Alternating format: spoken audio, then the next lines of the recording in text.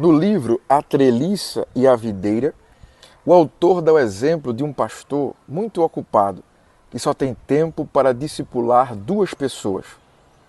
E ele tem 6, 2 que não são evangélicas ainda, 2 que estão no meio do caminho, mas ainda têm muitas dúvidas, e 2 que estão sendo treinadas em alguma área específica na obra de Deus. E ele faz a seguinte pergunta: dessas 6 pessoas, quais são as 2 que o pastor deve escolher para discipular?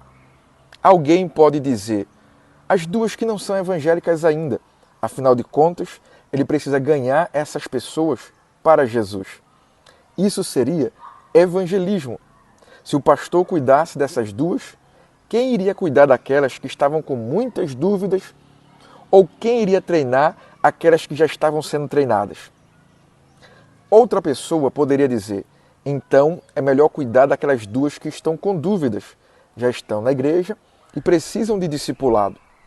É até uma boa resposta, mas a questão é, se você cuida dessas 2 que estão tendo problema, quem iria cuidar daquelas 2 que precisam de treinamento?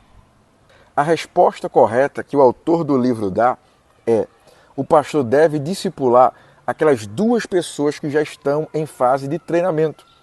Porque enquanto o pastor discipula aquelas 2 pessoas, elas vão ter condições de discipular aquelas 2 que ainda não são evangélicas. Com isso, o pastor está tendo estratégia para fazer o seu trabalho e ir mais longe, ainda que tenha escassez de tempo.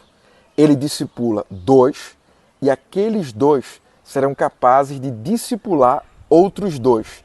E aqueles 2 que estão com problema, com dúvida, eles estão na lista de espera para serem os próximos discípulos daquele pastor. Na falta de mão de obra, o pastor precisa ter estratégia. E você pode dizer assim, mas Diego, por que não cuidar daqueles que estão com problema? Observe isso que o autor coloca aqui. Se investirmos nosso tempo em cuidar daqueles que precisam de ajuda, os cristãos estáveis estagnarão e nunca serão treinados para ministrar aos outros. Os cristãos continuarão não evangelizando e um princípio logo surgirá na congregação. Se você quer tempo e atenção do pastor, arranje um problema para si.